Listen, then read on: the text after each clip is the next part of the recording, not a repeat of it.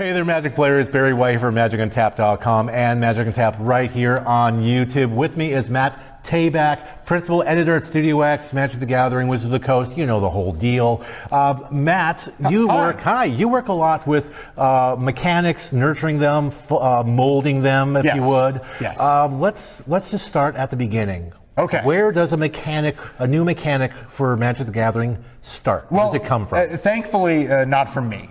We have a veritable army of professional game designers who create all the wonderful mechanics that you see in the sets and the boosters that you open and all the new cards that are out there. So mechanics are really important. They kind of set the stage for a set's identity and kind of tell the story of what the set does. It gives you your theme, gives you kind of different draft strategies and kind of the constructed decks that a set supports. So when you're laying out kind of what a set does, there can be different mechanical identities. And these mechanics can take various forms. Some of them are keywords. They can be ability words, kind of groups of abilities that have a commonality to them. So it all starts very early in design when they kind of think about, like, what is the set trying to accomplish? What is the world where it takes place? And what is the kind of mechanical identity that a set is trying to portray and communicate to the players? So we're early in design. Early in design. Someone says, hey, I have an idea for a mechanic. Yeah. I want to call it X, it's going to do Y, and the result's going to be Z. Yeah. And it's, the first time you're spitballing it. Where does it go from there? Well, so now, as we're playtesting a set, I mean, very often the playtest name for a mechanic is kind of important, because internally that sort of kind of communicates to the designers what we're trying to get across. Right? And sometimes those early playtest names are good and they'll stick through. And sometimes they'll get changed, right? As a set kind of gets its creative identity, the creative team will give it a more final name, like those names will change. And mechanics will change. The rules team and the templating team will kind of see things and evaluate things, and there'll be play tests and there'll be iteration. Magic's all about iteration, right? So definitely. From the early stages of design through various play design teams, like I said, playtest after playtest. Very often what you see when you open a booster pack is not quite exactly what was originally conceived of, I know I've heard there's some times where a mechanic will be made, it'll get pretty far into the process, and then someone says, wait, let's do this instead. Like I believe during Ravnica, Boros was being made with, was it Convoke, I think Boros had initially? It didn't have what it wound up having. Yeah. And it got moved to one of the other guilds. How often does something like that happen? It happens. I wouldn't say it happens frequently, but nothing happens in a vacuum, right? Mechanics have to exist not only within the context of their own set, but also within the context of sets around them, right? So we know what's going to happen so many sets in the future, and also we know what's going on sets looking backwards, right? So we have to look at formats like Standard and kind of look at what deck themes are being supported now, what are we looking at supporting, so we kind of look ahead to the future. And we have our play design teams, competitive play design and also casual play design, that are looking at formats like Commander and Standard and also larger formats to kind of, balance. And, the pendulum always swings, right? Decks that are good now may be less good or more good in the future. So depending on what's printed and how people play. I'm sure there has been. Have there been times where you and the other folks there at Wizards are making a mechanic, you really like it, but it's just not working? What do you do? What do you do then? I mean, like I said before, nothing exists in a vacuum, right? Even a mechanic that is beloved may not be the right fit, right? So there's always the opportunity to kind of shelf something and make sure we find a good home for it. There's definitely times where something isn't working. And like I said, we have a pretty long view of things, right? We're not working on one set at a time. We're working on many sets at a time. Yeah. So there's design teams are always in communication with each other. We're always keeping an eye on files as they move through the process.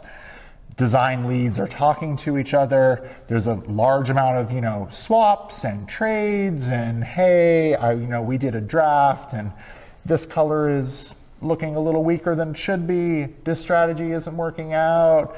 What about this mechanic? This would really support this. There's constant movement and, they're trying to fine tune things to get it just right. Has there been times where there's a mechanic that everyone thought was just right, but for one reason or another, it just never made it in the final set and everyone's like, we wish we could have? It happens. Sometimes that comes from rules and templating. Sometimes it's, we have finite space on a card. Right. And so mechanics not only have to play well, but we have to clearly communicate to players. You only have so many words to kind of communicate what it does.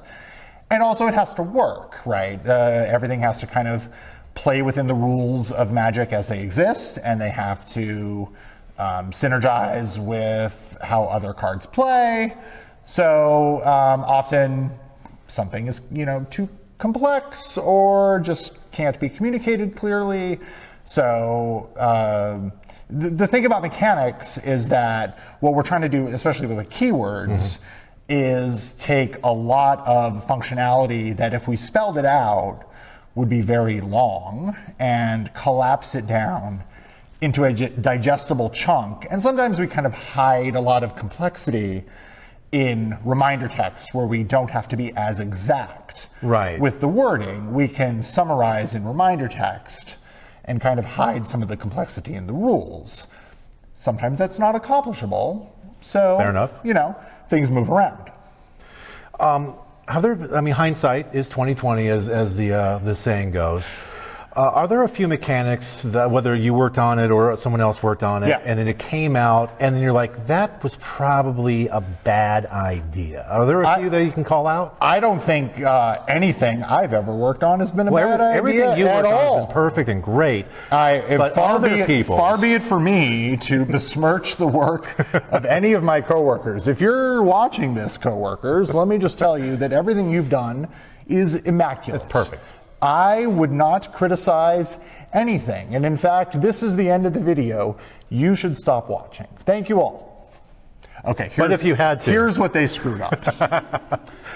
First of all, nothing specifically comes to mind. Mistakes, Magic is a game of change. I'll put it that way, right? Everything is a learning opportunity. There are definitely mechanics that are evolutions of previous mechanics, right? Let's take, for example, I think the players will recognize where I'm going. Kicker is a classic mechanic. Well, everything's kicker. There are many things that are reminiscent of kicker. Kicker, obviously, an additional cost. You pay more, you get more. That philosophy has been applied to a lot of mechanics since the days of kicker, right? So it's an opportunity to iterate. Yes, variations on a theme, as they say. Magic loves taking old ideas and iterating. So where one person may claim a mistake, we see it as an opportunity to learn. And try something different. And represent it in a new fun package. Also talking about all the mechanics that have come out, whether you've had a hand in it or not. Yes. What are some of your favorites that have been printed? Well, I do love kicker. You do love kicker. Paying more mana is great. I personally am a big fan of combat-oriented mechanics. So talking like even things as simple as trample, battle cry. I'm a big fan. Like I like attacking. I don't, if my opponent is on the receiving end of combat, I am happy. Man, there's so numerous. There's a lot. If you are, well, I don't know when you are watching this, but I can say as we are recording this, we just debuted spaceships in Edge of Eternities. Yes. Spaceships are awesome because they're very large, and you tap creatures and make them into very large creatures, and then you send them at your opponent. Like I said, a dig attacking. You turn your opponents into space dust. Huge fan. not physically into space dust, but No. their life total into space dust. It's important to keep the violence metaphorical. Yeah, In all Magic games. Indeed, indeed. You're destroying creatures. Since you're talking about, you love talking about combat mechanics, Yeah. I wonder if you can clear something up Oh, no. with a specific Wait, combat mechanic. I did not know that there would be rules questions. A lot of players seem to have trouble with. Hey, folks, thanks for tuning in. Make sure you check out some... it's an easy one. Hit me. Can you just describe banding? Absolutely.